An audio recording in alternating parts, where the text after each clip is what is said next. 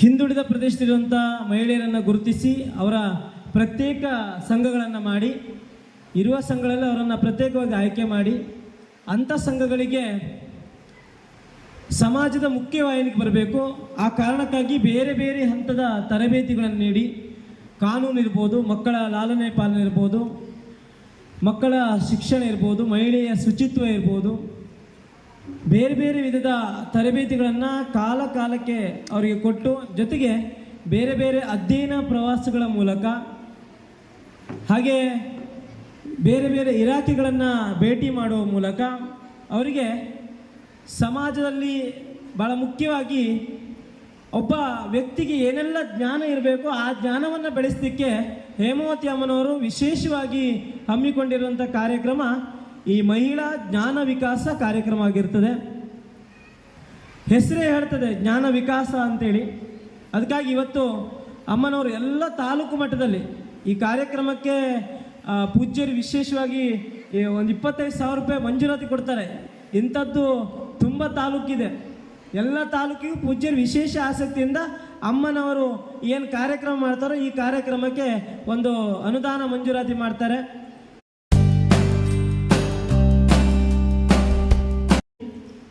ಈ ಕಾರ್ಯಕ್ರಮದಲ್ಲಿ ಭಾಳ ವಿಶೇಷವಾದ ಅತಿಥಿಗಳು ಈ ಕಾರ್ಯಕ್ರಮವನ್ನು ಇವತ್ತು ಉದ್ಘಾಟನೆ ಮಾಡಲಿಕ್ಕಿದ್ದಾರೆ.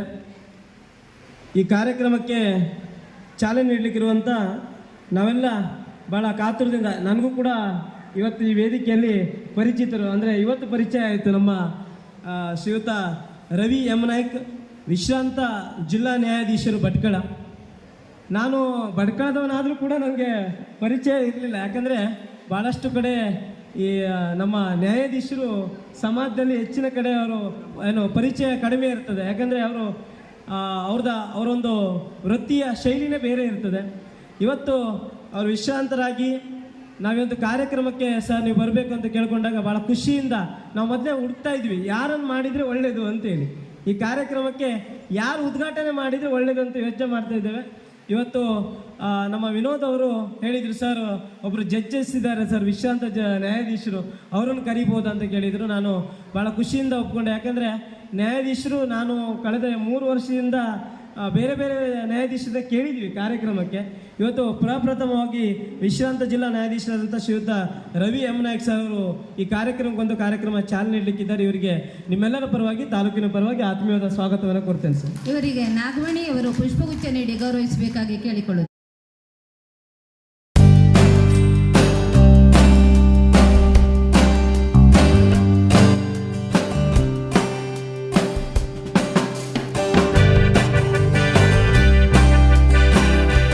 ಈ ಕಾರ್ಯಕ್ರಮದ ಕೇಂದ್ರ ಬಿಂದುಗಳು ತಾವೆಲ್ಲ ಆಗಮಿಸಿದಿರಿ. ಎಲ್ಲ ಶಿರೂರು ಗಡಿಯಿಂದ ಹಿಡಿದು ಮಂಕಿಯವರೆಗಿನ ಜ್ಞಾನ ವಿಕಾಸ ಕೇಂದ್ರದ ಎಲ್ಲ ಸದಸ್ಯರು ಆಸಕ್ತಿಯಿಂದ ಪಾಲ್ಗೊಂಡಿದ್ದೀರಿ. ನಿಮಗೂ ಕೂಡ ಆತ್ಮೀಯವಾದ ಒಂದು ಸ್ವಾಗತವನ್ನು ಕೋರ್ತಾ ಇದ್ದೇನೆ. ಅದೇ ರೀತಿ ಈ ಕಾರ್ಯಕ್ರಮದಲ್ಲಿ ಭಾಳ ವಿಶೇಷವಾಗಿ ನಮ್ಮ ಪತ್ರಿಕಾ ಮಾಧ್ಯಮ ಮಿತ್ರರು ಎಲ್ಲರೂ ಬಂದಿದ್ದಾರೆ. ಭಾಳ ಖುಷಿಯಿಂದ ಈ ಒಂದು ಕಾರ್ಯಕ್ರಮದ ಸುದ್ದಿ ಪ್ರಕಟ ಮಾಡಲಿಕ್ಕಿದ್ದಾರೆ. ಅವರು ಎಲ್ಲ ಕಾರ್ಯಕ್ರಮಗಳು ತಾಲೂಕಿನಲ್ಲಿ ಧರ್ಮಸ್ಥಳ ಕ್ಷೇತ್ರದ ಯಾವ ಕಾರ್ಯಕ್ರಮ ಇದ್ದರೂ ನಮ್ಮ ಪತ್ರಿಕಾ ಮಾಧ್ಯಮದವರು ಭಾಳ ಖುಷಿಯಿಂದ ಪ್ರಕಟಣೆ ಮಾಡ್ತಾರೆ. ಅವರಿಗೂ ಕೂಡ ಈ ಕಾರ್ಯಕ್ರಮದಲ್ಲಿ ಉಪಸ್ಥಿತರಿರುವಂಥ ಎಲ್ಲ ಪತ್ರಿಕಾ ಮಾಧ್ಯಮದವರಿಗೆ ನಾನು ಆತ್ಮೀಯವಾದ ಸ್ವಾಗತವನ್ನು ಕೋರ್ತಾ ಇದ್ದೇನೆ. ಮೇಲ್ವಿಚಾರಕ ವರ್ಗದ ಸಿಬ್ಬಂದಿಗಳಿಗೆ, ಜ್ಞಾನ ವಿಕಾಸ ಸಮನ್ವಯಾಧಿಕಾರಿಗಳಿಗೆ ಎಲ್ಲರಿಗೂ ಕೂಡ ಆತ್ಮೀಯವಾದ ಸ್ವಾಗತವನ್ನು ಕೋರ್ತಾ ಸ್ವಾಗತಕ್ಕೆ ಪೂರ್ಣ ವಿರಾಮವನ್ನು ಇಡ್ತಾ ಇದ್ದೇನೆ. ತಮ್ಮೆಲ್ಲರನ್ನ ಸ್ವಾಗತಿಸಿದ ಶ್ರೀಯುತ ಗಣೇಶ್ ನಾಯ್ಕ್ ಸರ್ ಅವರಿಗೆ ನಮ್ಮೆಲ್ಲರ ಪರವಾಗಿ ಆತ್ಮೀಯವಾದ ಸ್ವಾಗತವನ್ನು ಬಯಸುತ್ತೇನೆ. ಓಂ ಶ್ರೀ ಮಂಜುನಾಥಾಯ ನಮಃ. ಶ್ರೀ ಕ್ಷೇತ್ರ ಧರ್ಮಸ್ಥಳ ಗ್ರಾಮಾಭಿವೃದ್ಧಿ ಯೋಜನೆ BC trust register Bhatkal taluk 2024-25ನೇ ಸಾಲಿನ ಜ್ಞಾನ ವಿಕಾಸ ಮಹಿಳಾ ಕಾರ್ಯಕ್ರಮ ತಾಲೂಕು ಮಟ್ಟದ ಮಹಿಳಾ ವಿಚಾರಗೋಷ್ಠಿ ಕಾರ್ಯಕ್ರಮದಡಿಯಲ್ಲಿ ಜ್ಞಾನ ವಿಕಾಸ ಕೇಂದ್ರದ ಸಾಧನೆಯ ವರದಿ, ಶ್ರೀ ಕ್ಷೇತ್ರ ಧರ್ಮಸ್ಥಳ ಗ್ರಾಮಾಭಿವೃದ್ಧಿ ಯೋಜನೆಯಿಂದ ನಡೆಸಲ್ಪಡುತ್ತಿರುವ ಕಾರ್ಯಕ್ರಮಗಳಿಗೆ ಜ್ಞಾನ ವಿಕಾಸ ಮಹಿಳಾ ಕಾರ್ಯಕ್ರಮವು ಪ್ರಮುಖವಾಗಿದೆ. ಗ್ರಾಮೀಣ ಮಹಿಳೆಯರಲ್ಲಿ ಅರಿವು ಮೂಡಿ ಕ್ರಿಯಾಶೀಲತೆಯನ್ನು ಬೆಳೆಸುವ ಉದ್ದೇಶದಿಂದ ಜ್ಞಾನ ವಿಕಾಸ ಮಹಿಳಾ ಕಾರ್ಯಕ್ರಮ ನಿರೀಕ್ಷೆಗಿಂತ ಉತ್ತಮವಾಗಿ ನಡೆಯುತ್ತಿದೆ. ವಿಶೇಷ ಜೀವನಾವಶ್ಯಕ ಮಾಹಿತಿಯನ್ನು, ಸಾಮಾಜಿಕ ದುಶ್ಚಟ ನಿವಾರಣೆ, ಧರ್ಮ ಆಚರಣೆ, ಆರೋಗ್ಯ ಅರಿವು, ಪೌಷ್ಟಿಕ ಆಹಾರ ಮಾತ್ರವಲ್ಲದೆ ಸಾಂಸ್ಕೃತಿಕ ಕಾರ್ಯಕ್ರಮಗಳ ಬಗ್ಗೆಯೂ ಮಹಿಳೆಯರಿಗೆ ಮಾಹಿತಿ ದೊರೆಯುತ್ತಿದೆ. ಬಡತನ, ಅಂಧಶ್ರದ್ಧೆ, ಶೋಷಣೆಗಳಿಂದ ಮೂಲೆ ಗುಂಪಾಗಿರುವ ಗ್ರಾಮೀಣ ಮಹಿಳೆಯರಿಗೆ ಜ್ಞಾನ ವಿಕಾಸ ಮಹಿಳಾ ಕೇಂದ್ರ ಜ್ಞಾನ ಜ್ಯೋತಿಗಳಾಗಿ ಪರಿಣಮಿಸಿ ಹೃದಯವನ್ನು ಹಗುರಾಗಿಸಿಕೊಳ್ಳುವ, ತಮ್ಮ ಮನೆಗಳನ್ನು ನೆಮ್ಮದಿಯ ನೆಲಬೀಡಾಗಿರುವ ನಿಟ್ಟಿನಲ್ಲಿ ಸಾರ್ಥಕ ಪ್ರಯತ್ನದಲ್ಲಿ ನಿರತವಾಗಿದೆ. ಎಲ್ಲ ಅಭಿವೃದ್ಧಿಯ ಕಾರ್ಯಕ್ರಮಗಳಿಗೆ ತಮ್ಮೆಲ್ಲರ ಸಹಕಾರವನ್ನು ಬಯಸುತ್ತಾ ಇಲ್ಲಿಯ ತನಕ ವರದಿ ಓದಲು ಅವಕಾಶ ಮಾಡಿಕೊಟ್ಟ ತಮ್ಮೆಲ್ಲರಿಗೂ ವಂದಿಸಿ ನನ್ನ ವರದಿಯನ್ನು ಮುಕ್ತಾಯಗೊಳಿಸ್ತೇನೆ. ಈ ಒಂದು ಕಾರ್ಯಕ್ರಮದ ಉದ್ಘಾಟನೆ ವೇದಿಕೆಯಲ್ಲಿರುವಂಥ ಎಲ್ಲ ಗಣ್ಯರಿಂದ.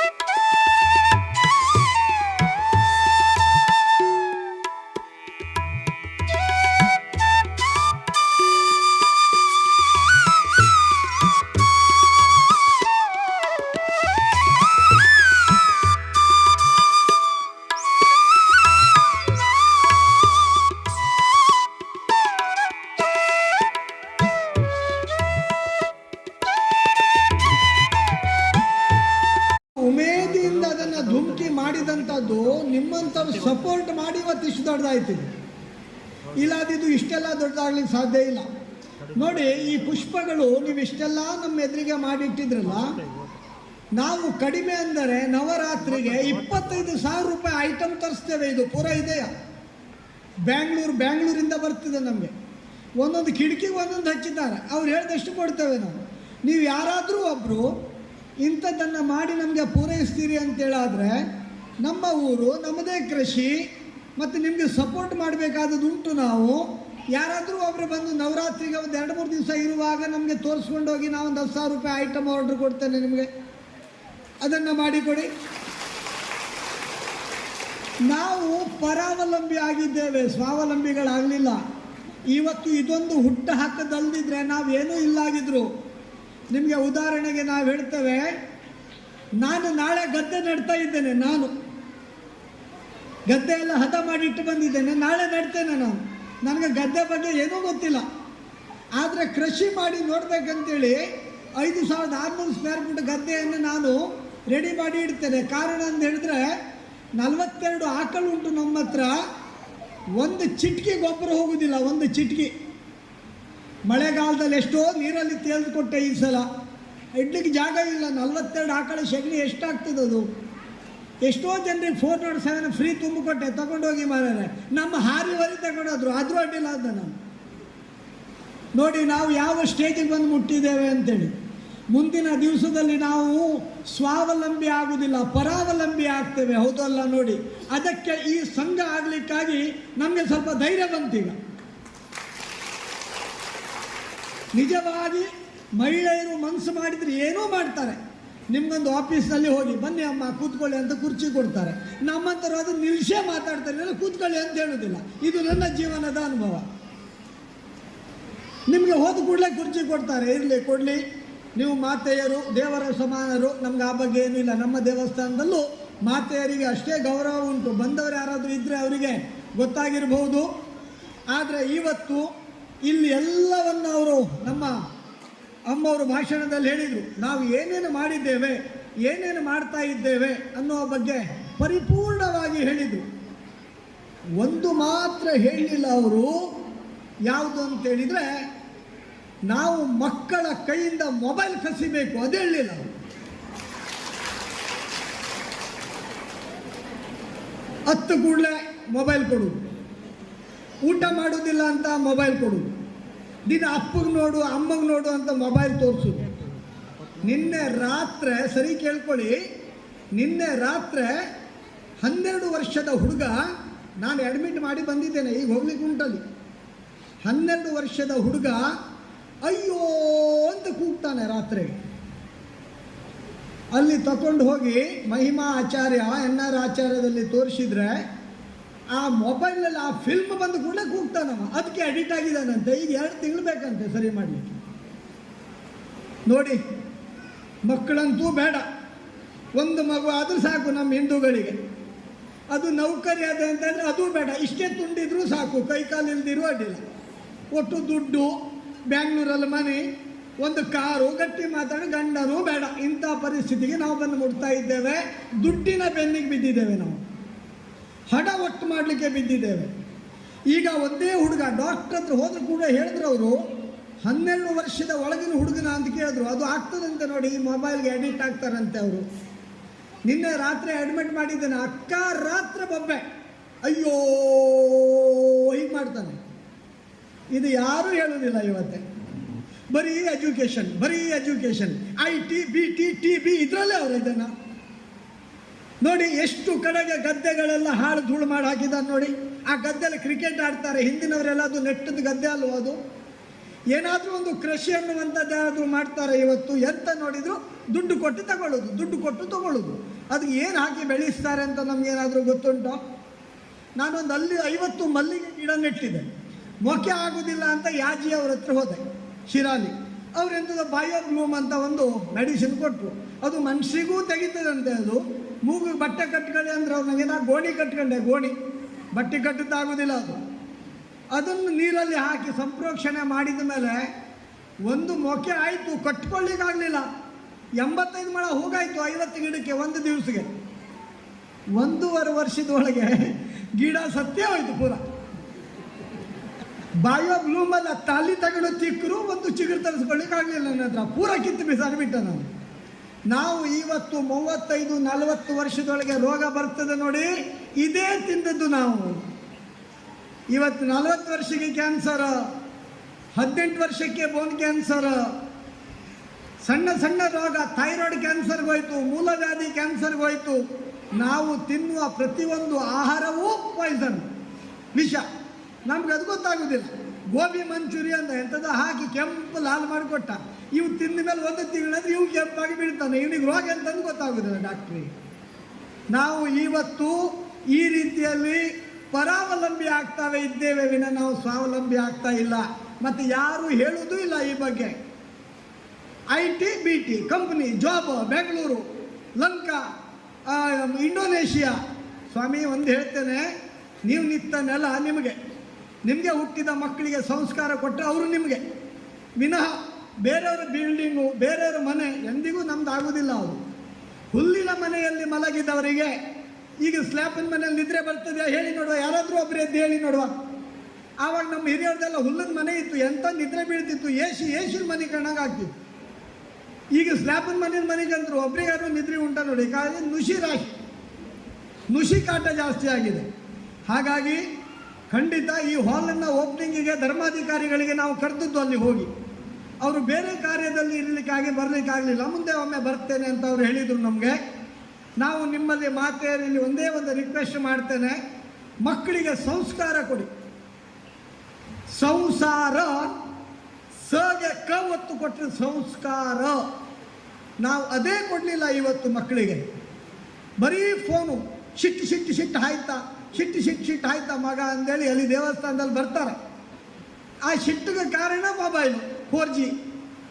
ಅದನ್ನು ನೀವು ಮೊದಲೇ ಮಕ್ಕಳಿಗೆ ಕಂಟ್ರೋಲ್ ಮಾಡಿ. ಮತ್ತು ಜನಸಂಖ್ಯೆಯ ಬಗ್ಗೆ ಮೊನ್ನೆ ನಾನು ಪೇಪರ್ ಓದಿದೆ, ನನಗೆ ಸಿಟ್ಲು ಹೊಡೆದಂಗಾಯ್ತು. 85 ಕೋಟಿ ಜನಸಂಖ್ಯೆ ಭಾರತದಲ್ಲಿ, 78 ಕೋಟಿಗೆ ಬಂದಿದ್ದೇವಂತೆ ನಾವು. ಕೇಳಿ ಆಲೋಚನೆ ಮಾಡಿ. ಮತ್ತು 10 ವರ್ಷದಲ್ಲೇನು 50 ಕೋಟಿ ಆಗ್ತಾರೋ ಇಲ್ಲೋ ಗೊತ್ತಿಲ್ಲ. ನಾವಂತೂ ಹೋಗ್ತೇವೆ, ನಾವಿರುವುದಿಲ್ಲ. ನಮಗೀಗ 61 ವರ್ಷ, ಮತ್ತು ಉಳಿದ್ರೆ ಒಂದು 5 ವರ್ಷ ಉಳಿಬಹುದು ನಾನು ಅಷ್ಟೇ. BP ಶುಗರ್ ಎಲ್ಲ ಉಂಟು ನನಗೆ. ಆದರೆ ಮುಂದಿನ ಜನ್ರೇಷನ್ ಹೇಗೆ ತೆಗಿಬೇಕು ಈ ದೇಶ, ಇದನ್ನು ನಾವು ಹೇಗೆ ಇಟ್ಕೊಳ್ಬೇಕು, ಇದನ್ನು ಜನರ ಆಲೋಚನೆ ಮಾಡಬೇಕಾದದುಂಟು. ನಾನೊಂದು ಸ್ಕೀಮ್ ಮಾಡಿದೆ ಮೊನ್ನೆ. ಆ ಸ್ಕೀಮ್ ಎಂತ ಅಂದರೆ, 2 ಮಕ್ಕಳು ಹುಟ್ಟಿ ಮತ್ತೇನಾದರೂ ನಾಗಯಕ್ಷಕ್ಕೆ ಬಂದು ನಂಗೊಂದು ಗಂಡು ಬೇಕು ಅಂತ ಹೇಳಿದ್ರೆ ಅವ್ರಿಗೆ ದೇವಿಯ ಅನುಗ್ರಹದಲ್ಲಿ ಪುನಃ ಹೆಣ್ಣಾದರೆ 10,000 ರೂಪಾಯಿ ಬಾಂಡ್ ನಮ್ಮ ಲೆಕ್ಕಕ್ಕೆ ಹೋಗಿ. 25 ಲಕ್ಷ ಇಟ್ಟಿದ್ದೇನೆ ನಾನು ದೇವರ ಹೆಸರು ಮೇಲೆ. 10,000 ಆ ಹುಡುಗಿ ಆದರೆ, ಗಂಡಾದರೆ ಅವರೇ ಕೊಡ್ಬೇಕು ನಮ್ಗೆ 10,000 ಇರಲಿ, ಹೆಣ್ಣಾದರೆ 10,000 ನಮ್ಮ ಲೆಕ್ಕಕ್ಕೆ ಬಾಂಡ್. ಅದನ್ನು ಮಾಡಿದೆ. ಮೊನ್ನೆ ನವರಾತ್ರಿಗೆ 6 ಲಕ್ಷ ರೂಪಾಯಿ ಜವಳಿ ನಾನು ತರಿಸಿ ಪ್ರತಿಯೊಂದು ಮಹಿಳೆಯರಿಗೆ ಸೀರೆಯನ್ನು ವಿತರಣೆ ಮಾಡಬೇಕು ಅಂತ ದೇವಿ ಹೇಳಿತ್ತು. ಕಂಪ್ಲೀಟ್ ಆ ಕೆಲಸವನ್ನು ನಾವು ಮಾಡಿದ್ದೇವೆ. ಮೊನ್ನೆ ಹೋದ ನವರಾತ್ರಿ 50,000 ಜನ ಊಟ ಮಾಡಿದ್ದಾರೆ ಈ ಸಲ. ನಮ್ಮಲ್ಲಿ ಜಾತಿ ಪಾತಿ ಏನಿಲ್ಲ, ನಾನು ಕೂಡ ಅವರೊಟ್ಟಿಗೆ ಕೂತ್ಕೊಂಡು ಊಟ ಮಾಡೋದು. ಹಾಗಾಗಿ ನಾನು ಎಲ್ಲವನ್ನ ಬಿಟ್ಟು ಎಲ್ಲ ನಮ್ಮವರು ಅಂತ ನಾನು ತಿಳ್ಕೊಂಡಿದ್ದೆ. ನೀವು ನಮ್ಮೊಟ್ಟಿಗೆ ಇರಬೇಕು ಅಂತ ನಿಮ್ಮಲ್ಲಿ ಒಂದು ರಿಕ್ವೆಸ್ಟ್ ಮಾಡ್ತೇನೆ. ನಾನು ನಿಮ್ಮೊಟ್ಟಿಗೆ ಇರ್ತೇನೆ, ನೀವು ಆ ಬಗ್ಗೆ ಏನೂ ಟೆನ್ಷನ್ ಮಾಡೋದು ಬೇಡ. ಪ್ರತಿ ವರ್ಷ ಈ ಕಾರ್ಯಕ್ರಮ ನಮ್ಮ ಹಾಲಲ್ಲಿ ಮಾಡಿ, ನನಗೇನೂ ಕೊಡೋದು ಬೇಡ. ಪ್ರತಿ ವರ್ಷ ಮಾಡಿ, ನನಗೆ 10 ಪೈಸೆ ಕೊಡೋದು ಬೇಡ. ಆದರೆ ಧರ್ಮೋ ಜಯತು ನ ಧರ್ಮ, ಕ್ಷಮಾ ಜಯತು ನ ಕ್ರೋಧ, ವಿಷ್ಣು ಜಯತು ನಾಸುರ. ಧರ್ಮಕ್ಕೆ ಜಯ ಆಗ್ತದೆ, ಅಧರ್ಮಕ್ಕಲ್ಲ. ಕ್ಷಮೆಗೆ ಜಯ ಆಗ್ತದೆ, ಕ್ರೋಧಕ್ಕಲ್ಲ. ದೇವರಿಗೆ ಜಯ ಆಗ್ತದೆ, ನಮ್ಗೆ ಆಗುವುದಿಲ್ಲ, ದೈತ್ಯರಿಗೆ. ಈ ಒಂದು ಉದ್ದೇಶದಿಂದ ನಾನು ಭಾಸ್ಕರ್ ನಾಯಕರಿಗೆ ಹೇಳಿದೆ, ತಗೊಳ್ಳಿ, ನಮ್ಗೆ ಎಂತ ಕೊಡೋದು ಬೇಡ, ಮಾಡಿ ನೀವು ಹಾಲಲ್ಲಿ ಧರ್ಮ ಸಂಗ್ರಹ ಮಾಡಿ, ಇದು ಮಾಡಿ, ಯಾರೇ ಬರಲಿ. ಈಗ ಮುಸ್ಲಿಮ್ರೊಂದು ಫಂಕ್ಷನ್ ಮಾಡಿದ್ರು ಇಲ್ಲಿ, ಅವರು ನನಗೆ ಕೇಳಿದರು, ಕೆಟ್ಲೆ ದೇವಚವ CA ಖಲೀಲ್ ಮೊನ್ನೆ ತೀರ್ಕೊಂಡ್ರು. ಕಾ ದೇವಚೆ ಪರ್ಬೋದು ಕಾ ಎಷ್ಟು ಕೊಡೋದು ಅಂತ ಕೇಳಿದ್ರು. ಮಗ ಕಾ ದೇವಚೆನಕ ಇಂಡಿಯಾಚೆ ತನಕ ಮೊಹಬ್ಬತ್ ರಲಾನ್ ಪೂಜೆ ಅಂದೆ ನಾನು. ನಂಗೆ ಅಂತ ಕೊಡೋದು ಬೇಡ, ದೇಶಾಭಿಮಾನ ಅವ್ರಿಗೆ ಇದ್ರೆ ಸಾಕು, ನಾನು ಇಲ್ಲಿ ಕಲ್ಗಿಲು ಹೊಡೆದಿದ್ರೆ ಸಾಕು ಅಂದವನಿ ನಾನು. ವಿನ 10 ಪೈಸೆ ನಾನು ತಗೊಳ್ಳಿಲ್ಲ, ಗೊತ್ತಿರಲಿ. ಇಂಥ 50 ಕಾರ್ಯಕ್ರಮ ಪ್ರತಿ ವರ್ಷಕ್ಕಾಗ್ತದೆ, ನಾನು ತಗೊಳ್ತಾ ಇಲ್ಲ. ಈಗ ಮದುವೆಗೆ ಅಂತ ಹೇಳಿದ್ರೆ ನಮಗೆ ತಗೊಳ್ದೇ ಉಪಾಯ ಇಲ್ಲ. ಇಲ್ಲಿ ಭಾಳ ಕಡಿಮೆ. ಇದರಲ್ಲಿ ಒಂದು ಫ್ಯಾನಿಗೆ ಅದಕ್ಕೆ 2.5 ಲಕ್ಷ ರೂಪಾಯಿ ಬಿತ್ತದಕ್ಕೆ. ಆ ಫ್ಯಾನ್ ಬೆಂಗಳೂರಿಂದ ಬಂದು ಫಿಟ್ ಮಾಡಿದ್ದಾರೆ. ಅದು ನಾವು ಫುಲ್ ಹಾಕಿದ್ರೆ ನೀವು ಹೊದ್ಕೊಳ್ಬೇಕು, ಅಷ್ಟು ಚಳಿ ಆಗ್ತದೆ. ಮತ್ತು ಇಲ್ಲಿ ದೀಪನ ಹೆಂಗೆ ಹೋಗ್ತದೆ, ಅದ್ರಾಗೆ ನಾನು ಲಿಮಿಟ್ ಹಾಕ್ಲಿಕ್ಕೆ ಹೇಳಿದ್ದೇನೆ ಅವರಿಗೆ. ಇದೆಲ್ಲ ಜನರಿಗಾಗಿ ನಾವು ಮಾಡಿದ್ದು, ನನಗಾಗಿ ನಾನು ಏನೂ ಮಾಡಲಿಲ್ಲ. ಒಂದು ಚಿನ್ನದ ಉಂಗುರವನ್ನು ನಾನು ಹಾಕೊಳ್ಳಿಲ್ಲ. ಎಂತ ಉಂಟು, ದಾನ ಧರ್ಮಕ್ಕೆ ತೆಗೆದಿದ್ದೇನೆ ವಿನಃ. ಅಷ್ಟೊಂದು ಆಕಳು ಸಾಕಿದ್ದೇನೆ, 42 ಆಕಳು. ಅದಕ್ಕೇನು ಸಾಮಾನ್ಯ ಖರ್ಚು ಬರ್ತದೆ ಆ ತಿಂಗಳಿಗೆ. ಅದು ಬಿಟ್ಟು ಒಂದು ನೈಸ್ ಆಟೋಮೇಷನ್ ಅಂದೇಳಿ ಇಂಜಿನಿಯರ್ಸ್ ಸಾಫ್ಟ್ವೇರ್ ಒಂದು ಕಂಪನಿ ಭಟ್ಕಳದಲ್ಲಿ ಮಾಡಿದ್ದೇನೆ ನಾನು. ಗೊತ್ತುಂಟ ಯಾರಿಗಾದರೂ? ನನಗೇನು ಕ್ವಾಲಿಫಿಕೇಷನ್ ಭಾಳ ಇಲ್ಲ, ನಾನು ಭಾಳ ಕಲೀಲಿಲ್ಲ. 30 ಜನ ಕೆಲಸಕ್ಕಿದ್ದಾರೆ ನಮ್ಮಲ್ಲಿ ಭಟ್ಕಳದಲ್ಲಿ. ನೈಸ್ ಆಟೋಮೇಷನ್ ಅಂತ ನಮ್ಮ ಗೋಕರ್ಣ ಮಠ ಸ್ವಾಮಿಗಳಿಗೆ ಕರ್ಕೊಂಡೋಗಿ ನಾನು ಉದ್ಘಾಟನೆ ಮಾಡಿಸಿದೆ. ನಮ್ಮ ಸ್ವಾಮಿಗಳು ನೋಡಿ ಆಶ್ಚರ್ಯ ಆದರು. ಇಷ್ಟೆಲ್ಲ MLAಗಳು MP ಗಳು ದೇಶದಲ್ಲಿ, ಈ ರಾಜ್ಯ ನಮ್ಮ ಉತ್ತರ ಕನ್ನಡ ಜಿಲ್ಲೆಯಲ್ಲಿ ಮಿನಿಸ್ಟ್ರಿ ಇದ್ದು, ಉತ್ತರ ಕನ್ನಡ ಜಿಲ್ಲೆಯ ಜನರಿಗೆ ಉತ್ತರ ಕನ್ನಡದ ನಾಗಯಕ್ಷೆ ಜವಾಬು ಕೊಡ್ತು ಅಂದರು ಸ್ವಾಮಿಗಳು. ಆ ಕಂಪ್ನಿ ನೋಡಿ ಕಂಗಾಲಾದ್ರೆ ಅವರು. ಸೇಮ್ ಬ್ಯಾಂಗ್ಳೂರು ಟೈಪ್ ಮಾಡಿದ್ದೇನೆ. ಮೋರ್ ದೆನ್ 60 lakhs ರೂಪಾಯಿ ಬಿದ್ದಿದೆ ಬಿಲ್ಡಿಂಗಿಗೆ. ಹೈವೇಯಲ್ಲಿ ಮಾಡಿದ್ದೇನೆ. ಮತ್ತು ನಮ್ಮ ಸ್ವಾಮಿಗಳು ವಿದ್ಯಾಧೀಶ ತೀರ್ಥರು ನನಗೆ ಬೆನ್ನ ಮೇಲೆ ಕೈ ಹೊಡೆದು, ನಮ್ಮ ತಟ್ಟಿ ಹಕ್ಕಲಲ್ಲಿ 3 ಎಕರೆ ಜಾಗ ಉಂಟು, ನೀವು ಕಂಪ್ನಿ ದೊಡ್ಡದು ಮಾಡೋದಿದ್ರೆ ಹೇಳಿ, ಆ ಜಾಗ ಮತ್ತು 5 ಕೋಟಿ ರೂಪಾಯಿ ನಮಗೆ ನಾನು ಕೊಡ್ತೇನೆ ಅಂತ ನಮ್ಮ ಸ್ವಾಮಿಗಳು ಘೋಷಣೆ ಮಾಡಿ. ಮತ್ತು ಅದರೊಟ್ಟಿಗೆ ಹೇಳಿದ್ರು, ಎಲ್ಲರನ್ನ ತಗೊಂಡು ಹೋಗಬೇಕು. ಒಂದೇ ಕಮ್ಯುನಿಟಿ ಅಲ್ಲ, ಆಲ್ ಕಮ್ಯುನಿಟಿ, ನಮ್ಮ ಹಿಂದೂಗಳು, ನಮ್ಮ ದೇಶ, ನಮ್ಮ ದೇಶದ ಎಲ್ಲ ಪ್ರಜೆಗಳಿಗೆ ತಗೊಂಡು ಆ ಕಂಪ್ನಿಯನ್ನು ನೀವು ಮುಂದುವರಿಸಿದರೆ ಮುಂದೆ ಈ ಉತ್ತರ ಕನ್ನಡ ಜಿಲ್ಲೆ ಭಾರಿ ಒಳ್ಳೆಯದಾಗ್ತದೆ ಅಂತ ನನಗೊಂದು ಆಶೀರ್ವಾದ ಮಾಡಿದರು ನಮ್ಮ ಗೋಕರ್ಣ ಮಠ ಸ್ವಾಮಿಗಳು. ಅದೇ ನನಗೆ ಶ್ರೀರಕ್ಷೆ. ಅದೇ ನಾನು ಇವತ್ತು ಆ ಕಂಪ್ನಿಯನ್ನು ಬೆಳೆಸಲಿಕ್ಕೆ ಪ್ರಯತ್ನ ಮಾಡ್ತಾ ಇದ್ದೇನೆ. ಒಂದು ಕಂಪನಿಯ ಡೈರೆಕ್ಟರ್ ಬಂದರು ನೋಡಿ ಇಲ್ಲಿ. ಅಂಬೆಸ್ಸಿ ಕಂಪನಿ ಅಂದರೆ 3,500 ಜನ ಇದ್ದಾರೆ ಅವ್ರ ಹತ್ರ. ಆ ಸಾಹುಕಾರ ಇಲ್ಲಿ ಬಂದು ನಮ್ಮ ಕಂಪ್ನಿ ನೋಡಿ ಬೇಕಾದಷ್ಟು ಪ್ರಾಜೆಕ್ಟ್ ಕೊಡ್ತೇನೆ ಅಂತ ಹೇಳಿ ಆ ಫ್ಯಾನ್ ಅವರೇ ಕೊಟ್ಟೋದು ನನಗೆ. ಆ ಪೇಮೆಂಟನ್ನು ಅವರೇ ಕೊಟ್ಟರು. ನೀವು ಇಷ್ಟೆಲ್ಲ ಮಾಡಿದ್ರಿ, ನಾವೇನೂ ಮಾಡಲಿಲ್ಲ ಅಂತ. ನಾನೇನೂ ಮಾಡಲಿಲ್ಲ. ಅದೇನಾದರೂ ಮಾಡೋದಿದ್ರೆ ನಿಮ್ಮ ದಯೆಯಿಂದ, ಗೊತ್ತಿರಲಿ. ನೀವು 1 ರೂಪಾಯಿ ಡಬ್ಬಿಗೆ ಹಾಕಿದ್ರಲ್ಲ, ಅದು ಉಳಿದ ಹಣವನ್ನು ನಾನು ಇಟ್ಟಿದ್ದು ಮಾಡಿದ್ದು ವಿನ ನಾನೇನು ಮಾಡಲಿಲ್ಲ. ಇಲ್ಲಿ ನಾನೊಂದು ಪಿಗ್ಮಿ ಕಲೆಕ್ಟರ್, ಏನು ಜೀವನ ಮಾಡುವೆ ನಾನು? ನೀವು ಹಾಕಿದ 10 ರೂಪಾಯಿಯಲ್ಲಿ 5 ರೂಪಾಯಿ ಉಳಿತಂತೆ ಅದನ್ನು ತೆಗೆದು ದಾನ ಧರ್ಮಕ್ಕಾಗಿ ಹಾಕಿದ್ದೇನೆ ನಾನು. ಸರ್ಕಾರಿ ಆಸ್ಪತ್ರೆಯಲ್ಲಿ ಒಮ್ಮೆ ನಾನು ಹೋಗಿದ್ದೇನೆ. ಮಕ್ಕಳಿಗೆ ಇಂಜೆಕ್ಷನ್ ಕೊಡಬೇಕಿದ್ರೆ ಅವರು ಮಗು ಹಿಡ್ಕೊಂಡು ನಿಂತಿದ್ದಾಳೆ, ಡಾಕ್ಟ್ರ್ ಅಲ್ಲೇ ಬಂದು ಚುಚ್ಕೊಂಡು ಹೋದ್ರು. ಆವಾಗ ಸ್ಪಾಟ್ನಲ್ಲಿ ಕೇಳಿದೆ ನಾನು, ಇಲ್ಲಿ ಇಂಜೆಕ್ಷನ್ ಕೊಡಲಿಕ್ಕೆ ಕೊಠಡಿ ಇಲ್ವಾ ಅಂತೇಳಿ.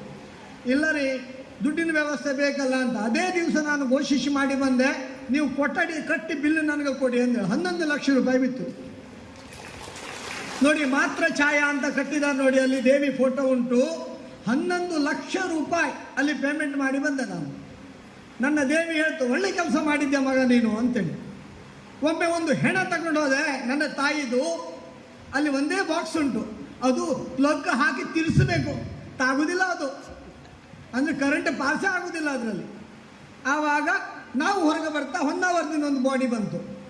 ಅವ್ರು ಹೇಳಿದ್ರು, ನಮ್ಮದು ಆ ಫ್ರೀಜರ್ ಎಲ್ಲ ಫುಲ್ ಆಯ್ತಮ್ಮ, ಇದ್ದದ್ದೇ ಒಂದು ಮತ್ತೆ ಫುಲ್ ಆಗೋದಂಥದ್ದು, ನೀವು ಬೇರೆ ಕಡೆ ನೋಡಿ ಅಂತ. ಆವಾಗ ಅಲ್ಲಿ ಒಂದು ಹೆಂಗಸು ಹೇಳ್ತು, ಪಾಪಿ ಹೋದಲ್ಲಿ ಮೊಳಕಾಲು ನೀರು ನಮಗೆ ಇಲ್ಲಿ ಬಂದರೂ ನಮಗೆ ಏನೂ ಸಿಗಲಿಲ್ಲ, ಹೊನ್ನಾವರದಿಂದ ಇಲ್ಲಿ ಬಂದಿದ್ರು ಅಂತೇಳಿ.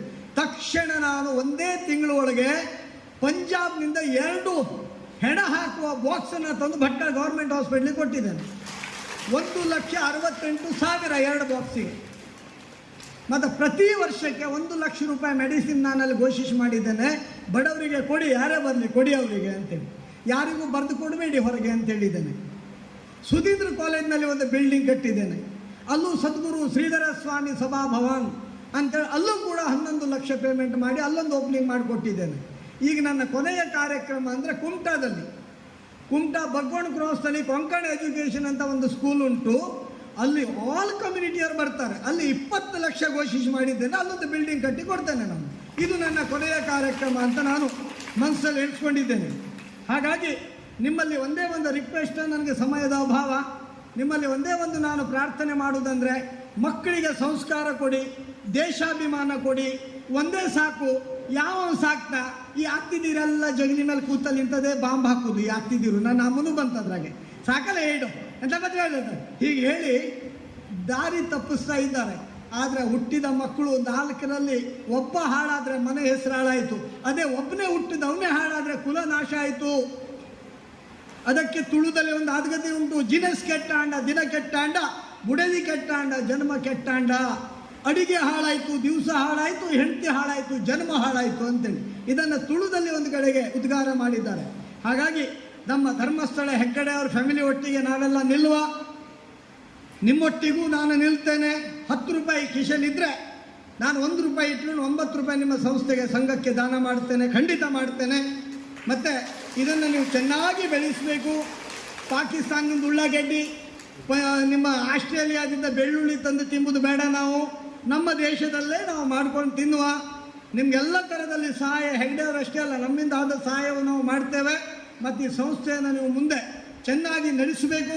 ಮತ್ತು ನಾನು ಹೇಳಿದ್ದನ್ನು ಎಲ್ಲರೂ ಪಾಲನೆ ಮಾಡಬೇಕು, ಮಕ್ಕಳ ಕೈಯಿಂದ ಫೋನ್ ತೆಗಿಬೇಕು ಅಂತ ಹೇಳ್ತಾ ನನ್ನ 2 ಮಾತನ್ನು ಮುಗಿಸ್ತೇನೆ. ನನಗೆ ಈ ಇಂದಿನ ಕಾರ್ಯಕ್ರಮ ಶ್ರೀ ಕ್ಷೇತ್ರ ಧರ್ಮಸ್ಥಳ ಗ್ರಾಮಾಭಿವೃದ್ಧಿ ಯೋಜನೆ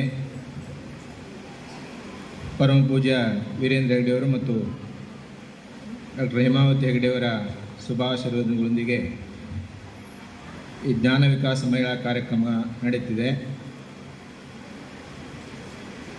ಮೊದಲನೇದಾಗಿ ಮಂಜುನಾಥ ದೇವರ ಪಾದಾರಗಳಿಗೆ ತಲೆಬಾಗುತ್ತಾ ನಾಗೇಕ್ಷಿ ದೇವರಿಗೆ ನಮಸ್ಕರಿಸ್ತಾ, ವೇದಿಕೆ ಮೇಲೆ ಉಪಸ್ಥಿತರ್ತಕ್ಕಂಥ ಸತೀಶ್ ಶೇಟ್ ಅವರೇ, ಮಹೇಶ್ ಎಮ್ ಡಿ ಅವರೇ, ಈಗಾಗಲೇ ಭಾಳ ಮಾರ್ಮಿಕವಾಗಿ ಮಾತನಾಡಿ ನಿರ್ಗಮಿಸಿದಂಥ ನಾಗೇಕ್ಷಿ ಧರ್ಮದೇವಿ ಸಂಸ್ಥಾನದ ಧರ್ಮದರ್ಶಿಗಳಾದಂಥ ರಾಮದಾಸ್ ಪ್ರಭು ಅವರೇ, ಇಂದಿನ ಸಂಪನ್ಮೂಲ ವ್ಯಕ್ತಿಗಳಾದಂಥ ಶ್ರೀಮತಿ ಅರ್ಚನಾರವರೇ ಹಾಗೂ ಭಾಸ್ಕರ್ ನಾಯಕ್ರವರೇ, ಗಣೇಶ್ ನಾಯಕ್ರವರೇ, ಗೀತಾ ಶಿರೂರ್ಕರವರೇ, ರಾಮಚಂದ್ರವರೇ, ಇಂದುಮತಿಯವರೇ, ಎಲ್ಲ ವೇದಿಕೆ ಮುಂಭಾಗದಲ್ಲಿರುವ ಎಲ್ಲ ಸಹೋದರಿಯರೇ, ಮಕ್ಕಳೇ, ಸಹೋದರರೇ, ಮಾಧ್ಯಮ ಮಿತ್ರರೇ, ವಿನೋದ ಮೇಡಮ್ ನಾನು ಕೇಳಿದಾಗ ಯಾವ ವಿಷಯದ ಬಗ್ಗೆ ಮಾತಾಡಬೇಕು ಅನ್ನೋದೇ ನನಗೆ ಜಿಜ್ಞಾಸೆ ಆಯಿತು.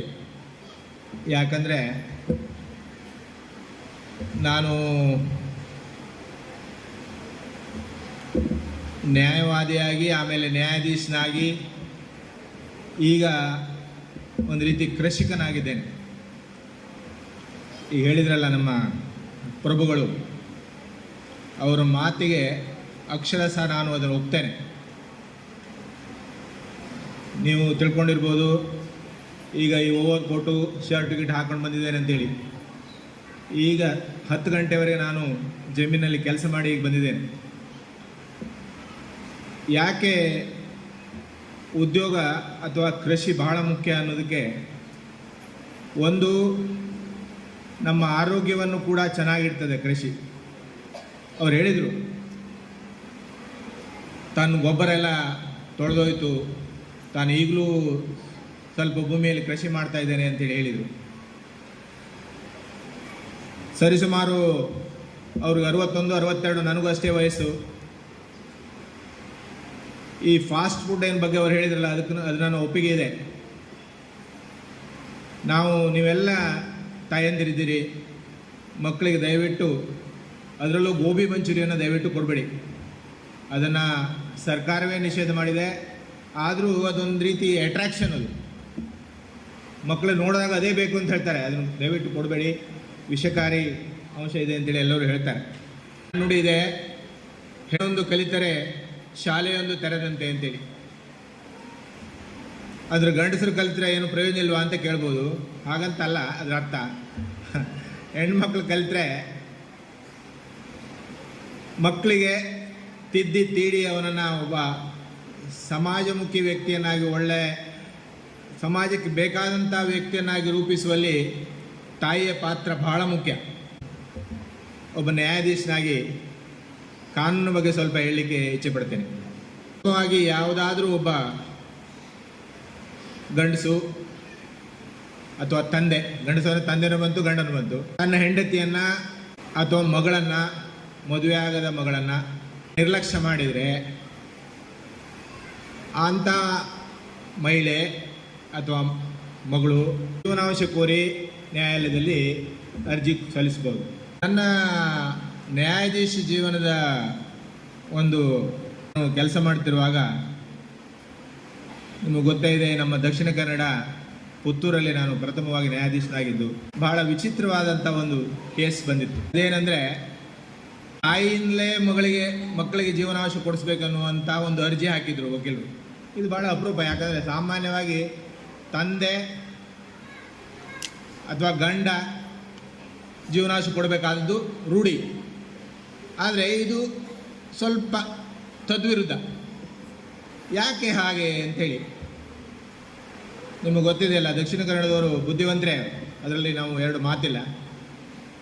ನಾನು ವಕೀಲರಲ್ಲಿ ಕೇಳಿದೆ, ಯಾಕೆ ಸ್ವಾಮಿ ಇದು ಉಲ್ಟಾ ಇದೆಯಲ್ಲ, ಯಾವಾಗಲೂ ಗಂಡ ಅಥವಾ ತಂದೆ ಕೊಡಬೇಕು, ಇದು ಬಿಟ್ಟು ನೀವು ತಾಯಿಯಿಂದ ಕೇಳ್ತಾ ಇದ್ದೀರಲ್ಲ ಯಾಕೆ ಅಂತ ಹೇಳಿ. ಅವ್ರು ಹೇಳಿದರು, ಸ್ವಾಮಿ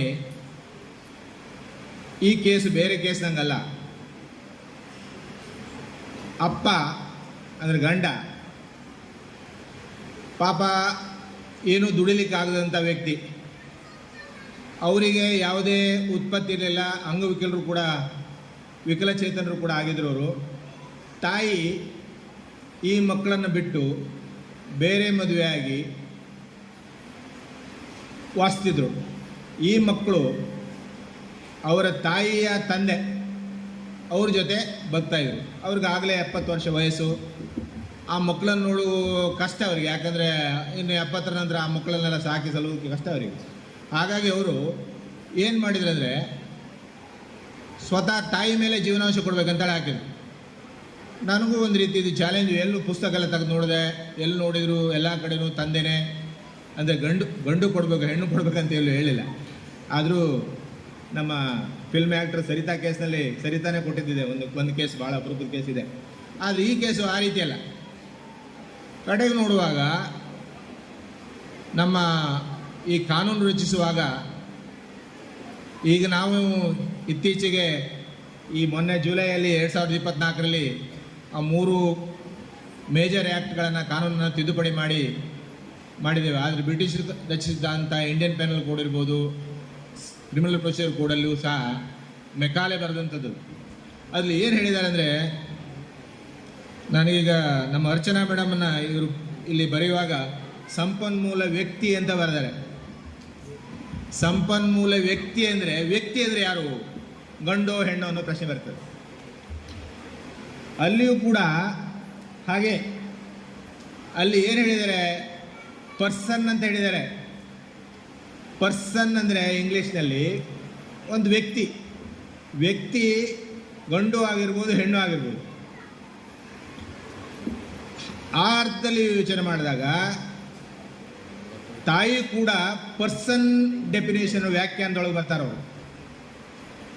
ಅಂದರೆ ತಾಯಿಯೂ ಕೂಡ ತಂದೆ ಅಷ್ಟೇ ಮಕ್ಕಳು ಸಾಕಲಿಕ್ಕೆ ಜವಾಬ್ದಾರರು ಅನ್ನೋದನ್ನು ಬ್ರಿಟಿಷ್ ಕಾಲದಲ್ಲೇ ಕಂಡಿದ್ರು. ಆ ಒಂದು ವ್ಯಾಖ್ಯಾನ ಕೊಟ್ಟು ತಾಯಿ ಜೀವನಾಂಶ ಕೊಡಬೇಕಂತೇಳಿ ನಾನು ಪ್ರಥಮವಾಗಿ ಬರೆದಿದ್ದೆ.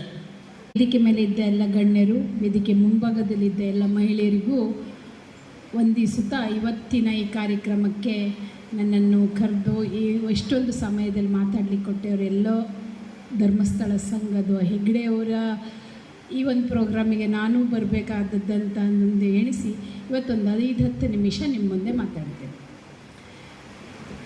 ಈಗ ಇಂಗ್ಲೀಷಲ್ಲಿ ಒಂದು ಹೇಳ್ತಾರೆ, ವುಮೆನ್ ಇಸ್ ಪವರ್ ಅಂತ. ಮಹಿಳೆಗಿರುವ ಪವರು ಮತ್ತೆ ಯಾರಿಗೂ ಇಲ್ಲ ಅಂತ. ಎಲ್ಲ ಕೆಲಸವನ್ನು ಒಂದು ಗಂಡಸು ಮಾಡುವ ಕೆಲಸ, ಎಲ್ಲ ಕೆಲಸವನ್ನು ಹೆಂಗಸು ಮಾಡ್ತಾಳೆ. ಹಾಗೆ ಗಂಡಸರು ಮಾಡೋದಿಲ್ಲ ಅಂತಿಲ್ಲ, ಬಟ್ 100% ಅವರಲ್ಲಿ ಮಾಡಲಿಕ್ಕೆ ಆಗೋದಿಲ್ಲ. ಕೆಲವೆಲ್ಲ ನಮಗೆಲ್ಲವನ್ನೂ ಆಗಲ್ಲ. ಆದರೆ ನಮಗೆ ಭಾಳ ಮುಖ್ಯವಾದ ಒಂದು ದೊಡ್ಡ ಕೆಲಸ ಅಂತ ಹೇಳಿದ್ರೆ ನಮ್ಮ ಮಕ್ಕಳನ್ನು ಸರಿಯಾಗಿ ಬೆಳೆಸೋದು. ಅದೀಗ ತುಂಬ ಕಷ್ಟ. ಈಗ ಪ್ರೆಸೆಂಟ್ ಇದರಲ್ಲಿ ತುಂಬ ಕಷ್ಟ. ಎಂತಕ್ಕಂದ್ರೆ ಇವತ್ತು ಇವ್ರು ರಿಪೋರ್ಟ್ ಓದುವಾಗ ನೋಡಿದೆ, ಎಲ್ಲ ಬಗ್ಗೆನೂ ಓದಿದ್ರು ಅವರು, ಎಲ್ಲ ಬಗ್ಗೆನೂ ಹೇಳಿದರು. ನೀವು ಇದೆಲ್ಲ ನಮ್ಮೂರಲ್ಲೇ ಮಾಡಿದ್ದು, ನಮ್ಮ ಹೆಂಗಸರೇ ಮಾಡಿದ್ದು, ಈ ಊರಿನವರೇ ಮಾಡಿದ್ದು ಅಂತ ಹೇಳಿದಾಗೆಲ್ಲ ನಂಗೆ ಹೌದಾ ಅಂತ ಅನಿಸ್ತು. ಈ ಬುಗ್ಗೆ ನನಗೊಂದು 10 ವರ್ಷದ ಮುಂಚೆ ನಮ್ಮ ಸ್ಕೂಲ್ ಶಾಲೆ ಸ್ಟಾರ್ಟ್ ಆಗಿ ಒಂದು 15 ವರ್ಷ ಆಯಿತು. 15 ವರ್ಷದಾಗ ನಮ್ಗೆ ಅವಾಗ ಎಲ್ಲ ಕೆಲಸವನ್ನು ನಾವೇ ಮಾಡ್ಕೊಳ್ಳೋದು. ಮಕ್ಕಳು ಸ್ಟೂಡೆಂಟ್ಸ್ ಸಂಖ್ಯೆ ಕಡಿಮೆ, ನಾವೇ ಮಾಡಬೇಕಾದ್ರೆ. ಅವಾಗ ನನಗೆ ಒಂದಿಸಿದೆಲ್ಲ ಎಲೆ ನಮ್ಮ ಮನೇಲಿದೆ, ಇಂಥದ್ದೇ ಒಂದು ಬುಗ್ಗೆ ಮಾಡಿ ನಾನು ಒಂದು ಗೆಸ್ಟಿಗೆ ಕೊಟ್ಟಾಗ ಅವರು ಒಂಥರ ಹೊಗಳಿದ್ರು ನನಗೆ ಆ್ಯಕ್ಚುಲಿ ಇದು ನ್ಯಾಚುರಲಿ ಮಾಡಿದ್ದು, ನನಗೆ ಗೊತ್ತಿಲ್ಲದೆ ಮಾಡಿದ್ದು. ಆ ಎಲೆ ಇತ್ತು, ಈ ಎಲೆ ಅದೇ, ಆ ಹೂ ಅದೇ ಎಲ್ಲ ಸೇರಿಸಿ ಒಂದು ಕಟ್ಟಿ ಒಂದು ಪಿನ್ ಹಾಕಿ ಕೊಟ್ಟೆ. ಅದು ಸಹ ತುಂಬ ಹೊಗಳಿ ಇದು ಹೇಗೆ ಮಾಡಿದ್ರು ಅಂತ ಕೇಳಿ. ಬಟ್ ಇವತ್ತು ಇದು ಮಾರ್ಕೆಟಿಂಗ್ ಆಗುತ್ತೆ. ಇವತ್ತಿದು ನೀವು ಪೇಟೆಯಲ್ಲಿ ಇಟ್ಟರೆ 300, 400, 500 ರೂಪಾಯಿಗೆ ಹೋಗುತ್ತೆ. ಡಿಪೆಂಡ್ಸ್ ಇದು ಎಷ್ಟು ಮಹತ್ವ ಇದೆ. ಈ ಸಣ್ಣ ಕೆಲಸ ಇದು ನಮ್ಮ ಹಿತ್ತಲದ್ದೇ ಒಂದು ಎಲೆ ತಗೊಂಡು ಮಾಡಿದ್ದು, ಇದು ಒಂದು ಮಾರ್ಕೆಟ್ ಆಗಿದೆ. ಹೀಗೆ ನಮಗೊಂದು ಹಲವಾರು ಇದೆ. ಬಟ್ ನನಗೆ ಈಗ ಪ್ರೆಸೆಂಟ್ಲಿ ನಮ್ಮ ಪೇರೆಂಟ್ಸ್, ಈಗ ನಾವು ಪಾಲಕರು ಕಷ್ಟಪಡೋದಂದರೆ 1-2 ಮಕ್ಕಳನ್ನು ಸಾಕೋದ್ರಲ್ಲಿ. ಮುಂಚೆ ಒಂಥರ ಬಡಸ್ತಿಕೆ ಇತ್ತು, ಊಟಕ್ಕೂ ಸರಿ ಇಲ್ಲ, ಬಟ್ಟೆನೂ ಸರಿ ಇಲ್ಲ. ಅದ ಕಾಲ ಕಂಡದ್ದು ಕೇಳಿದ್ದು ನಾವು ಕಂಡದ್ದಲ್ಲ ಕೇಳಿದ್ದು. ಬಟ್ ಈಗ ಏನಾರು ಒಬ್ಬರು ಮನೆಗೆ ಹೋದ್ರೆ ಏನಾದ್ರು ಕೊಟ್ಟರೆ ತಿನ್ನಲೋ ಬೇಡ ಅಂತ ಅಂದ್ಕೋಬೇಕು ನಾವು. ತಿನ್ನಲೋ ಬೇಡ, ಇದು ಒಳ್ಳೆಯದು ಅಲ್ವಾ ಅಂತ. ನಮ್ಮ ಈ ಏಜಿಗೆ ನಾನು ಹೇಳೋದು, ಇದು ಏನಾರು ಒಂದು ಕೊಟ್ಟರೆ ತಿನ್ನಲೋ ಬೇಡ. ಎಂತಕ್ಕಂದ್ರೆ ನಾವು ಸ್ವಲ್ಪ ಡಯಟ್ ಮ್ಯಾನೇಜ್ಮೆಂಟ್ ಹೆಂಗಸರಿಗೆ ಸ್ವಲ್ಪ ಕಷ್ಟನೇ. ಒಂದು ದಿವಸ ಸ್ವಲ್ಪ ಉಂಡ್ರೆ ನಾವು ದಪ್ಪಾಗಿಬಿಡ್ತೇವೆ. ಅದನ್ನು ಮ್ಯಾನೇಜ್ ಮಾಡಲಿಕ್ಕೆ 1 ವಾರ ಉಪವಾಸ ಮಾಡಬೇಕು. ಆ ಕಷ್ಟದಲ್ಲಿ ಏನಾದ್ರು ಕೊಟ್ಟರೆ ತಿನ್ನುವಾಗ ಒಂಥರ ಹೆದರಿಕೆ ಆಗತ್ತೆ, ತಿನ್ನೋದ್ಲೋ ಬೇಡವಾ ಅಂತ. ಬರೀ ನೀರು ಕುಡ್ಕೊಂಡು ಬೇಕಾದ್ರೆ ಬದುಕ್ಬೋದು, ಏನಾದ್ರು ಹೊರಗಿನ ತಿನ್ನಬೇಕಂದ್ರೆ ಹೆದರಿಕೆ ಆಗತ್ತೆ. ಎಸ್ಪೆಷಲಿ ಐಸ್ ಕ್ರೀಮು, ಚಿಪ್ಸು ಅಥವಾ ಇಂಥದ್ದು ಏನಾದ್ರು ತಿನ್ನಬೇಕು ಅಂದಾಗ ಹೆದರಿಕೆ ಆಗುತ್ತೆ. ಬರೀ ಒಂದಿಷ್ಟು ಅನ್ನ ಉಂಡ್ರೆ ಏನೋ ಒಂದು ಕಷ್ಟ ಅಂತ ಅನಿಸ್ತದೆ. ಅಂಥದ್ರಲ್ಲಿ ಈ ಮಕ್ಕಳನ್ನ ಹೇಗೆ ಸಾಕೋದು ಅಂತೇಳಿ. ಈಗ ಮಕ್ಕಳು ಯಾರು ಮಾತನ್ನು ಕೇಳೋದಿಲ್ಲ. ಒಂದು ಸಣ್ಣಿರುವಾಗ ಅಷ್ಟೇ ಕೇಳ್ತಾರೆ. ಒಂದು ಸಾಧಾರಣ ಅವ್ರ ಕೈಯಲ್ಲಿ ಒಂದು 10ನೇ ಕ್ಲಾಸು PUC ಬರಬೇಕಾದ್ರೆ 100 ಮಕ್ಕಳಲ್ಲಿ ನಾನು ನೋಡ್ತಾ ಇದ್ದದ್ದು, 100 ಮಕ್ಕಳಲ್ಲಿ 25 ಮಕ್ಕಳು ಮಾತ್ರ ಒಳ್ಳೆ ಮಕ್ಕಳಾಗಿ ಬರ್ತಾರೆ.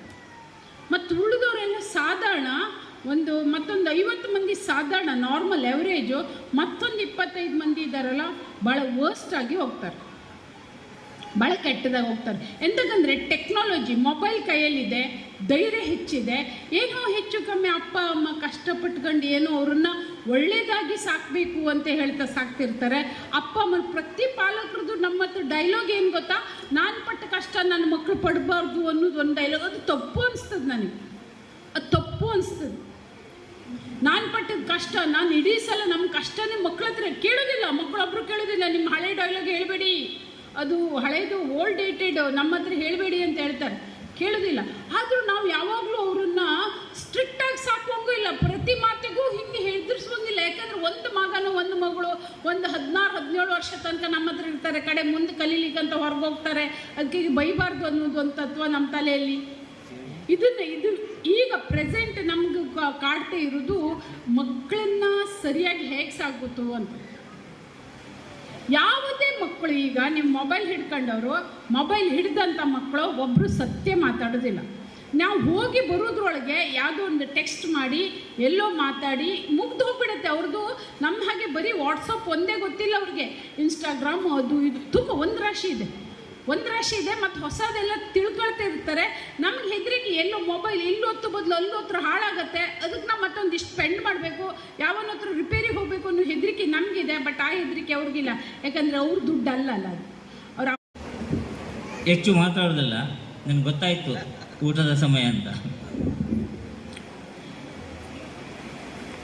ಓಂ ಶ್ರೀ ಮಂಜುನಾಥಾಯ ನಮಃ. ಪ್ರಥಮದಲ್ಲಿ ಕ್ಷೇತ್ರದ ಸ್ವಾಮಿಯನ್ನು ಮನಸಾರ ಸ್ಮರಿಸುತ್ತಾ, ಅದೇ ರೀತಿ ಈ ಸ್ಥಳ ಸಾನ್ನಿಧ್ಯ ದೇವರನ್ನು ಮನಸಾರ ಸ್ಮರಿಸುತ್ತಾ, ಇವತ್ತು ಬಡ್ಕಳ ತಾಲೂಕಿನ ತಾಲೂಕು ಮಟ್ಟದ ಜ್ಞಾನ ವಿಕಾಸ ಮಹಿಳಾ ಕಾರ್ಯಕ್ರಮದ ವಿಚಾರಗೋಷ್ಠಿಯಲ್ಲಿ ವೇದಿಕೆಯಲ್ಲಿರುವ ಗೌರವಾನ್ವಿತ ಇವತ್ತಿನ ಕಾರ್ಯಕ್ರಮದ ಅಧ್ಯಕ್ಷರು, ನಿಕಟಪೂರ್ವ ಜನಜಾಗೃತಿ ವೇದಿಕೆಯ ಅಧ್ಯಕ್ಷರಾದ ಗೌರವಾನ್ವಿತ ಶ್ರೀ ಸತೀಶ್ ಶೇಟ್ ಅವರಿಗೆ ವಂದಿಸುತ್ತಾ, ಅದೇ ರೀತಿ ಈ ಒಂದು ಕಾರ್ಯಕ್ರಮವನ್ನು ದಿವ್ಯ ಹಸ್ತದಿಂದ ಗೌರವಾನ್ವಿತ ನಮ್ಮೆಲ್ಲರ ಮಾರ್ಗದರ್ಶಕರು, ತುಂಬ ಕೆಲಸದ ಒತ್ತಡ ಇದ್ದರೂ ನಮಗೆ ಬಂದು ಅವರ ಒಂದು ಅತಿ ಮೌಲ್ಯವಾದ ಸಮಯವನ್ನು ನಮ್ಮೊಟ್ಟಿಗೆ ಹಂಚಿಕೊಂಡ ಗೌರವಾನ್ವಿತ ವಿಶ್ರಾಂತ ಜಿಲ್ಲಾ ನ್ಯಾಯಾಧೀಶರು ಬಡ್ಕಳ ಶ್ರೀ ರವಿ ಎಂ ನಾಯ್ಕ್ ಸರ್ ಅವರಿಗೆ ವಂದಿಸುತ್ತಾ, ವೇದಿಕೆಯಲ್ಲಿದ್ದ ಎಲ್ಲ ಗೌರವಾನ್ವಿತ ಗಣ್ಯರಿಗೆ ವಂದಿಸುತ್ತಾ, ನಮ್ಮೆಲ್ಲ ಸಹೋದರ ಸಹೋದರಿಯರಿ ಹಾಗೂ ನಮ್ಮೆಲ್ಲ ಪತ್ರಿಕಾ ಮಾಧ್ಯಮವರಿಗೆ ವಂದಿಸುತ್ತಾ, ನಾನು 2 ಅನಿಸಿಕೆ ಮಾತ್ರ ಹೇಳ್ತೇನೆ, ಯಾಕೆಂದರೆ ತುಂಬ ಮಾತಾಡೋದಿಲ್ಲ. ಯಾಕೆಂದರೆ ಜ್ಞಾನ ವಿಕಾಸ ಮಹಿಳೆಯರ ಕರ್ತವ್ಯ ಜವಾಬ್ದಾರಿ ಬಗ್ಗೆ ತುಂಬ ಜನ ಹೇಳಿದ್ದಾರೆ. ನಾನು ನನ್ನ ಸಂಘದ ಬಗ್ಗೆ 1-2 ಮಾತು ಹೇಳ್ತೇನೆ, ಯಾಕೆಂದರೆ ಮುಗಿಸ್ತೇನೆ ಬೇಗ. ಯಾಕೆಂದರೆ ಕೆಲವರಿಗೆ ಒಂದು ಸ್ವಲ್ಪ ಗೊಂದಲ ಇದೆ, ಅದರ ಬಗ್ಗೆ ನಿಮಗೆ ಸ್ವಲ್ಪ ಮಾಹಿತಿ ನೀಡಿ ಮುಂದಿನ ಕಾರ್ಯಕ್ರಮಕ್ಕೆ ಅನುವು ಮಾಡಿಕೊಡ್ತೇನೆ. ಅಂದರೆ ಸಾಂಸ್ಕೃತಿಕ ಕಾರ್ಯಕ್ರಮ ಇದೆ, ಊಟದ ವ್ಯವಸ್ಥೆ ಎಲ್ಲ ನೀವು ಮಾಡಿದ್ದೀರಾ, ಮಾಡಿ ಮತ್ತೆ ಸಾಂಸ್ಕೃತಿಕ ಕಾರ್ಯಕ್ರಮ ವ್ಯವಸ್ಥೆ ಇದೆ. ಕಾರ್ಯಕ್ರಮ ನಾವು ಮೊದಲು ಬರಬೇಕಿದ್ರೆ ಇಲ್ಲಿ ಸ್ವಲ್ಪ ಜನಸಂಖ್ಯೆ ಕಡಿಮೆ ಇತ್ತು. ಈಗ ಹೇಗೆ ಸೂರ್ಯ ನೆತ್ತಿ ಮೇಲೆ ಹೋಯಿತೋ ಹಾಗೆ ನಮ್ಮ ಕುರ್ಚಿನೂ ಮೇಲ್ಗಡೆ ಹೆಚ್ಚಾಗಿ ತುಂಬ್ತಾ ಹೋಗಿದೆ. ಬಹಳ ಖುಷಿ ಆಗ್ತದೆ. ಕಾರ್ಯಕ್ರಮದಲ್ಲಿ ಇವತ್ತು ಜ್ಞಾನ ವಿಕಾಸ ಅಂದರೆ ನೀವು ಈಗ 15-16 ವರ್ಷದಿಂದ ಈ ಜ್ಞಾನ ವಿಕಾಸ ಕೇಂದ್ರದಲ್ಲಿ ಇದ್ದೀರಿ. ತುಂಬಗಳ ಮಾಹಿತಿಯನ್ನು ಕೊಟ್ಟಿದ್ದಾರೆ, ತುಂಬ ಮಾಹಿತಿಗಳನ್ನು ಪಡ್ಕೊಂಡಿದ್ದೀರಿ. ಆದರೆ ಇವತ್ತು ಬಹಳ ಒಂದು ಖುಷಿವಾದ ಸಂಘಟನೆಯಲ್ಲಿ ಸುಂದರವಾದ ಒಂದು ನಾಗ ಯಕ್ಷ ಕಲ್ಯಾಣ ಮಂಟಪದಲ್ಲಿ ವಿನೋದ ಮೇಡಮ್ ಅವರು ಈ ಕಾರ್ಯಕ್ರಮ ಇಟ್ಟುಕೊಂಡಿದ್ದಾರೆ. ಇದು ಯೋಜನೆ ಪರವಾಗಿ ಹಾಗೂ ನೆರೆದಂಥ ಸರ್ವರ ಪರವಾಗಿ ತುಂಬ ಹೃದಯದ ಧನ್ಯವಾದವನ್ನು ಸಲ್ಲಿಸ್ತಾ ಇದ್ದೇನೆ. ಅಂತೆಯೇ ಇವತ್ತಿನ ಈ ಕಾರ್ಯಕ್ರಮದಲ್ಲಿ ಮುಖ್ಯ ಅತಿಥಿಗಳಾಗಿ ಆಗಮಿಸಿ ಜೊತೆಗೆ ನಮಗೆ ಈ ಕಾರ್ಯಕ್ರಮ ನಡೆಸಲಿಕ್ಕೆ ಸಭಾಭವನವನ್ನು ಅನುವು ಮಾಡಿಕೊಟ್ಟಂಥ ಈ ಸಭಾಭವನದ ಧರ್ಮದರ್ಶಿಗಳಾದಂಥ ಶ್ರೀ ರಾಮದಾಸ್ ಪ್ರಭು ಸರ್ ಅವರಿಗೂ ಸಹ ಯೋಜನೆ ಪರವಾಗಿ ಹಾಗೂ ನೆರೆದಂಥ ಸರ್ವರ ಪರವಾಗಿ ತುಂಬ ಹೃದಯದ ಧನ್ಯವಾದವನ್ನು ಸಲ್ಲಿಸ್ತಾ ಇದ್ದೇನೆ. ಕೇಂದ್ರ ಬಿಂದುವಾದಂಥ ಸಂಪನ್ಮೂಲ ವ್ಯಕ್ತಿಗಳಾಗಿ ಆಗಮಿಸಿ ಸರ್ವರಿಗೂ ಕೂಡ ಸಮಗ್ರ ಮಾಹಿತಿ ಮಾರ್ಗದರ್ಶನವನ್ನು ನೀಡಿದಂಥ ಸಿದ್ಧಾರ್ಥ ಪದವಿ ಪೂರ್ವ ಕಾಲೇಜಿನ ಪ್ರಾಂಶುಪಾಲರಾದ ಶ್ರೀಮತಿ ಅರ್ಚನಾ ನಾಯ್ಕ್ ಮೇಡಮ್ ಅವರಿಗೂ ಸಹ ಗ್ರಾಮಾಭಿವೃದ್ಧಿ ಯೋಜನೆ ಪರವಾಗಿ ಹಾಗೂ ನೆರೆದಂಥ ಸರ್ವ ಸದಸ್ಯರ ಪರವಾಗಿ ತುಂಬ ಹೃದಯದ ಧನ್ಯವಾದವನ್ನು ಸಲ್ಲಿಸ್ತಾ ಇದ್ದೇನೆ.